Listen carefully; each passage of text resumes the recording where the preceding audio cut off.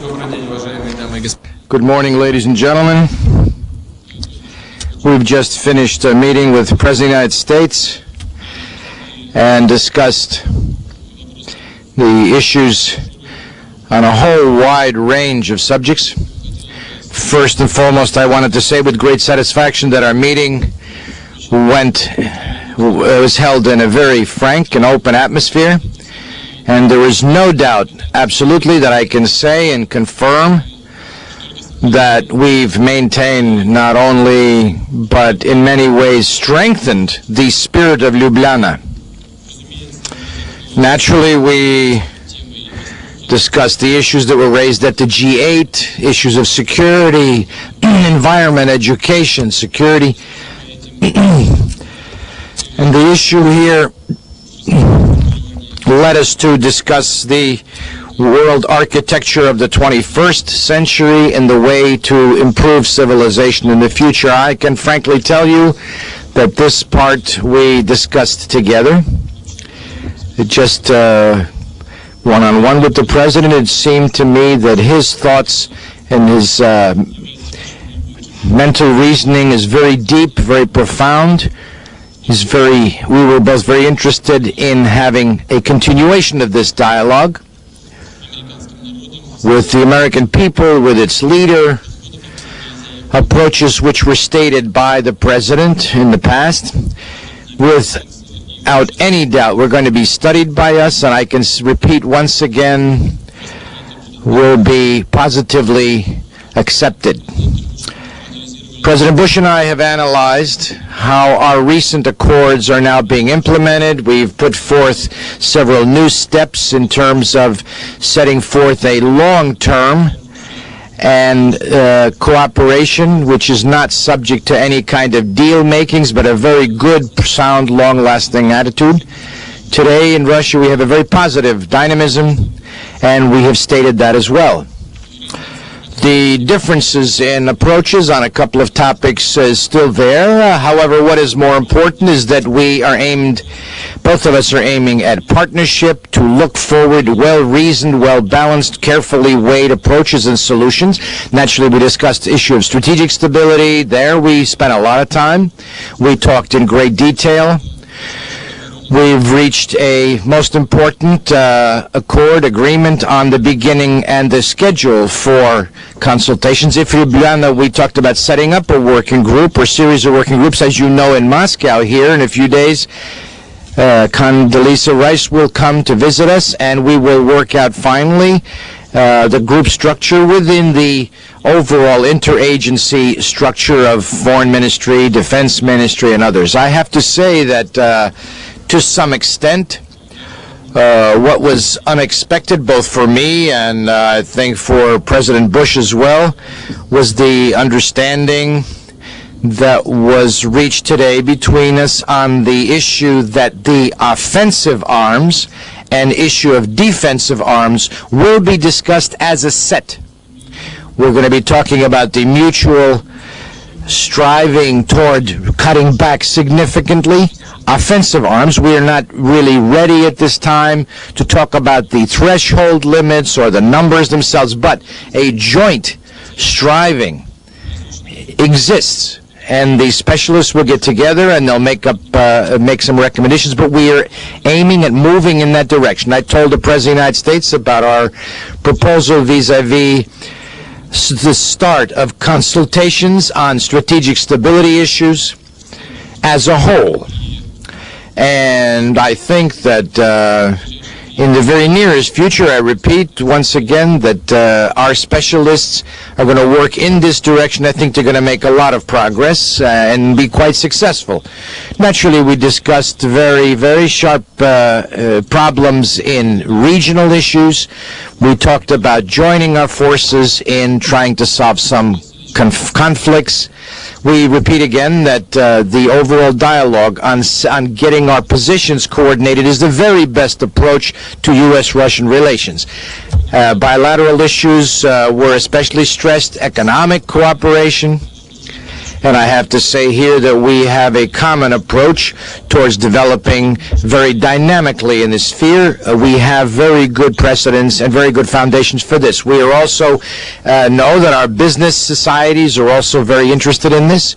We've discussed a series of contacts and the schedule for upcoming contacts in the economic field. And talked about our next meeting. The nearest one will be the APEC meeting in Shanghai, and then President very kindly confirmed his invitation to me to come to the United States, and we talked about that agenda too. So that's all I wanted to say as an opening remark. Thank you very much. Thank you, Mr. President.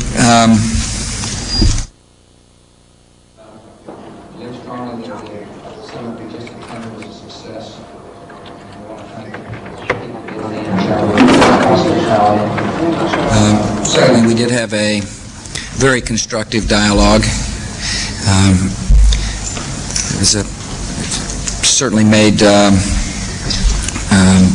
my impressions of Slovenia, confirmed my impressions of Slovenia, that this was a man with whom I could have an honest dialogue, that we can discuss our opportunities and have frank discussion of our differences, which we did. I appreciate so very much President Putin's willingness to think differently about how to make the world more peaceful. He cares deeply about the citizens of his land. I obviously care deeply about the citizens of my land. We're young leaders who are interested in forging a more peaceful world. And along these lines, as the President said, that we're going to have open and honest dialogue about defensive systems as well as reduction of offensive systems. The two go hand in hand in order to set up a new strategic framework for peace. And along these lines, as the President mentioned, my National Security Advisor, Condoleezza Rice, will be visiting in Moscow, the purpose of which is to lay out a specific timetable of discussions between our defense ministers and our foreign ministers, so as we can continue progress to find common ground in to make the world more peaceful. Both of us want to seize the moment and lead, and I appreciate this attitude so very much with President Putin. Secondly, we did spent time discussing economic cooperation. There will be a statement put out after the meeting on both, by the way, the strategic framework discussions as well as the economic cooperation. Along these lines, Secretary Evans and Secretary O'Neill will be in Moscow next week to discuss a wide range of topics. But one of the things that is clear and evident is that the President understands the need to create a framework for entrepreneurial activity. As I mentioned in my last press conference, I will mention this again, I am impressed by the fact that he has instituted tax reform, a flat tax. And as he pointed out to me, it is one of the lowest tax rates in Europe. He and I share something in common. We both proudly stand here as tax reformers. And I think the American business leaders who look to Russia will appreciate certainty in the tax code, and certainly will appreciate a lower tax rate than another place. But we've got a lot of areas for growth and discussion, ranging from international trade to investment opportunities within the Federation. With that, I would be glad to answer, both of us would be glad to answer a few questions from you. Let's make your questions short so that we won't leave my wife waiting at the tarmac in Rome. Первый вопрос, Михаил Калмыков. Mikhail Kalmykov, first question. Itar Tas. You were saying just a little while ago about how strategic stability and space is being discussed. How do you see the biggest difficulties in this dialogue? What are the principal differences between the two countries, and how do you see overcoming these differences? And to Vladimir Vladimirovich, your proposal on holding a conference in Moscow on the environment. How were the other G8 partners receiving your invitation to Moscow? Что касается Now, as far as the ABM treaty and the issues of offensive arms, I've already said we've come to the conclusion that two of these issues have to be discussed as a set, as one set. This is no doubt whatsoever. One and the other are very closely tied. Neither one nor the other side should feel is somehow threatened or constrained. I feel and continue to feel that these most important kinds of issues we have to maintain a balance, thanks to which mankind could live in an environment of stability and relative peace. This is an issue of principle. And that's first. Second, we share the position of the U.S. President on the need to have large cuts in offensive arms. I've already spoken to this, and together we're going to move forward in this direction, substantially changing the situation in the world, making it better throughout the whole world, reducing thresholds of confrontation. Without any doubt, this would ameliorate the climate throughout the whole world. There has to be absolutely no doubt that this is going to happen. Now, as far as your issue on the conference, international conference in Russia on the ecology or the environment, and reducing the dangers to the environment, I can say the following. Prior to coming here to Genoa, I held a meeting with our specialists, with our physicists, our scientists, members of the cabinet who are involved in environmental affairs. And I have to say that in Russia we have some people, some specialists who are known throughout the world, really big-time specialists. And they told me that even if we fully implement the Kyoto Protocol, fully, this is going to affect the climate as it is today, but the changes to that will be very minor. In other words, the Kyoto Protocol is simply not sufficient to substantially improve the ecology in the world. Although the movement that we're moving in is in the right direction, but I want to say that Russia is still for the Kyoto Protocols. But what's important is that the scientists themselves, political leaders, ecologists, people in society, government leaders, never ever got together once. Each of these groups sits there alone and out of their own corner reviews this issue. And the thought was to get everybody together on one common platform. This was supported very energetically by the President of the United States and by other colleagues. Along with that, President Chirac stressed the need to attract the civilian population, the non-specialists, to have them participate, people from society at large. And for this, I want to thank our colleagues for having supported this. Thank you very much. The Associated Press. President Putin said several days after your meeting that Russia will increase its nuclear arsenal if you have a big which you need to do to proceed with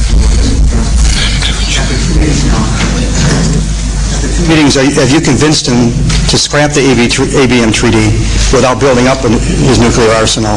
And to you, Mr. President, you just said there's absolutely no doubt that there will be reductions on the Russian side of its nuclear arsenal. Does that mean that you're no longer saying that you will increase your arsenal if the U.S. proceeds with missile defense? Have you changed your position? Well, first, Ron, let me start by saying how optimistic I am that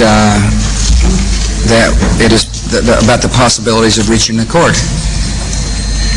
It's one of the things about the person with whom I'm talking, President Putin, is that he has agreed, like I've agreed, to find common ground if possible. So I believe that we will come up with an accord. Let me say this, I know we'll work hard to an accord to see if we can't reach an accord about both a new strategic framework for defensive weapons as well as the need to reduce offensive weapons in order to make the world more peaceful. Only thing I can do is once again characterize our discussions as open and optimistic and very positive. I was struck by how easy it is to talk to President Putin, how easy it is to speak from my heart without fear of complicating any relationship.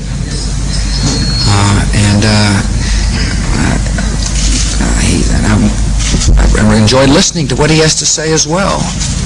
I'm optimistic that we can get something done, and it's with that spirit that we send Condi Rice to Moscow to formalize the process, to answer questions. Inevitably there will be questions, because after all, what we're talking about doing is changing a mindset of the world.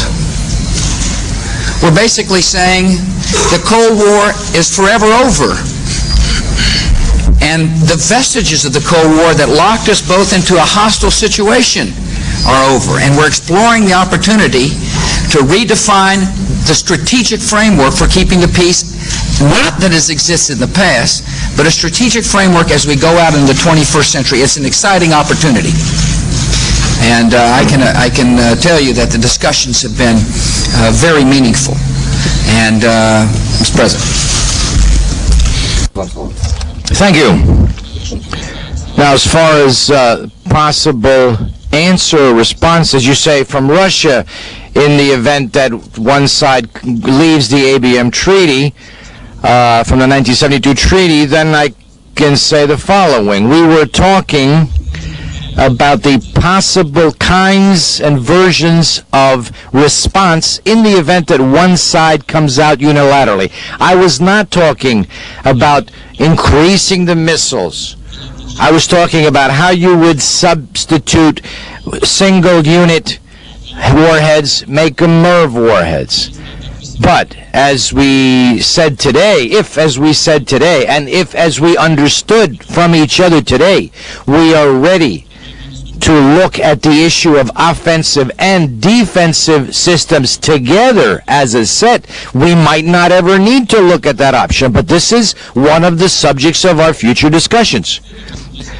As a whole, we agreed in general that in any version today, we can go forward toward reducing offensive arms. I'm telling you this with full responsibility, and I'm telling you that this is an issue of the qualitative and quantitative numbers, but this is, of course, we'll let the specialists sit down and talk about those numbers. Strana.ru, Information Service, Strana, Russia. A question to both presidents. Please tell us how you assess the Genoa summit results from the point of view of the future G8s, because you've got all these anti-globalist demonstrators and others. Well, I'm looking forward to future G8 summits. People should be allowed to protest in a peaceful way. The great thing about freedom is it provides an outlet for people to express their differences. Having said that, I believe that which we discussed today in the last couple of days will make the world a heck of a lot more prosperous and peaceful place. The philosophy of free trade and starting a new round of free trade discussions makes eminent sense, not only for those who happen to be prosperous today, but for those who aren't. And all the demonstrators and all the folks have to do is ask the leaders who came from the developing nations. Ask my friend from El Salvador what trade means to him. And so I reiterate what I said before. People are allowed to protest, but for those who claim they're speaking on behalf of the poor, for those who claim that shutting down trade will benefit the poor, they're dead wrong.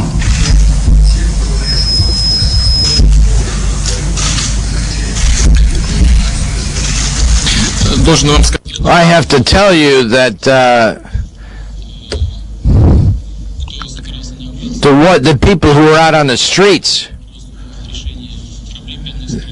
then talked about the issues of the poor countries and their problems, and those who gathered within the framework of the 8 were all taken by one and the same series of issues. In this sense, we can say that we're all of the same mind.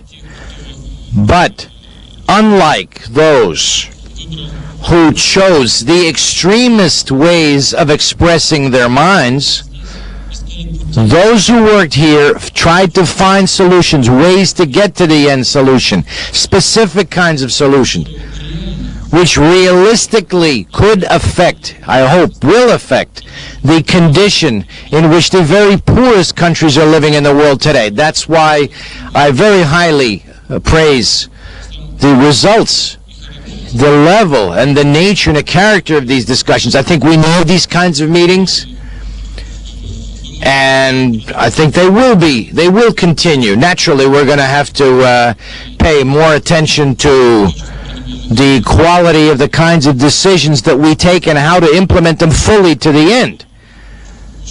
Now, as far as the dialogue with civil society, one of the fora, one of the ways of discussing is in a civilized fashion. We can only, and one of the ways of doing it is holding the international conference in Moscow in 2003 and talking about the environment. Thank you. Reuters. Господин президент, как я понимаю, вопросы валюты обсуждались на саммите. Как повлияет сильное положение доллара США на будущее развитие? И президент Путин, как сказывается это положение сильное доллара на России? Я говорил во Всемирном банке об этом. Доллар должен циркулировать на рынке. И если позволит рынку работать беспрепятственно, то доллар выйдет на надлежащий уровень. Естественно, кто-то хочет искусственно ослабить наш доллар. Но я не считаю, что такова должна быть роль нашей страны. So I continue to assure my friends and allies that we will let the market adjust. I also assured them that we were taking the steps necessary within our country to strengthen our economy. I was able to herald the fact that the first rebate checks made it into the mail, and I heralded it from a remote location here in Genoa. And the reason I bring that up is that many of the world leaders are deeply concerned about the slowdown of the U.S. economy and its effect not only on the dollar but also on the effect on trade. And I assured them that from a fiscal perspective, one, we're going to hold the line on spending, that we had a budget, and I expect Congress to meet the budget. Secondly, that we did reduce taxes substantially, and the first wave of tax relief was in the mail. And thirdly, that our Fed, independent of the government, was making the monetary decisions. And I think people were pleased to hear that we're working hard to revitalize our economy. The United States are the main trade and economic partner for Russia. And this is the main investor in Russia of all the investors, and one of the main economic and trade partners. So the stability of the U.S. economy substantially affects our economic situation. As you know, over the last year in Russia, we've noticed certain positive trends, and there is no doubt in our minds that we're interested in the stability of the U.S. economy as a whole and their currency. The dollar for us is the most important, the main form of payment in most of our operations. Thank you. Какие региональные конфликты, на ваш взгляд, which regional conflicts, in your estimation, are the greatest threat to international security? What were the results when you discussed these issues at the G8? And what jointly could U.S. and Russia do in this arena? Well, of course, these are the Balkans and the Middle East, above all. I have to say that I'm satisfied by the nature of the results of this discussion, but it seems to me that this time we heard each other much more, much better, understand each positions much better in all these conflict areas. And what's important, I don't know if my colleague will agree with me, but I get the feeling that trust in each other within the framework of trying to settle these issues is beginning to arise. This is a very important foundation, trust. So we're going to continue coordinating our efforts both in the Balkans and the Middle East, taking into account the interests of all the parties that are drawn into this conflict. And on the way toward coordinating our efforts, we have to work out unified approaches, and this here lies the success. This is very important. Because if we create some kind of cracks or fissures through which you can have leakage of certain extremist forces, it's going to wreck the whole process. So here, getting together, drawing together, here was very positive, the positive nature. Thank you. Final question to David Morris of Bloomberg. Thank you, sir. Mr. President, President Chirac and Prime Minister Chrétien both say that you promised to have a global warming package ready for the Marrakesh meeting in September. Your staff says that that's not quite true. Who's right, sir? What exactly did you tell the leaders? Well, given the room temperature here, I'm not surprised you brought up the subject of warming. So I'll try to keep my answer short for the benefit of all, particularly those of us who must do something in Rome. Here's what I said. I said my administration has had a full-scale review of the climate issue, that we're in the process of developing a strategy as quickly as we possibly can, and one that we look forward to sharing with our friends and allies. A strategy that begins with the notion that we want to reduce greenhouse gases in America. A strategy also that takes a realistic look at how best to do so, a look based upon science, and a look with the notion that we can have economic growth and sound environmental policy. I made it clear to our friends and allies that the methodology of the current protocol is one that, if implemented, would severely affect economic growth in America. And that I believe that it makes sense for those who trade with us to make sure that our environmental policy is one that continues to stimulate economic activity so that trade means something between nations. The spirit of our dialogue was very positive. I guess you could say that I broke the ice during my last trip to Europe. So people understood exactly where I was coming from. There should be no doubt in their mind about our position, that we share the goal. But we believe strongly believe that we need to find a methodology of achieving the goal that won't wreck the U.S. economy. And we're making progress on that. I'm very confident that the leaders appreciate it. My straightforwardness the last time I came to Europe, and my willingness to continue to dialogue on this very important issue. I have a representative at the Bonn Summit. We saw her on TV the other day. She made the case very clearly. Paula made the case very clearly about what our position is. And the Europeans are interested in the strategy that we're going to adopt. And when it's formulated, I will present it to them. And I look forward to doing that. And they're going to find out that when I say we're interested in reducing greenhouse gases, that we mean it. They're also going to be pleased to hear that it's going to be in such a way that won't damage their largest trading partner. And so will the American people, who want to make sure that there's work and jobs available. With that, I want to again thank my friend I look forward to future dialogue. Thank you all very much for your questions. And again, we thank the good people of Italy for their kind hospitality. Спасибо большое. Thank you very much.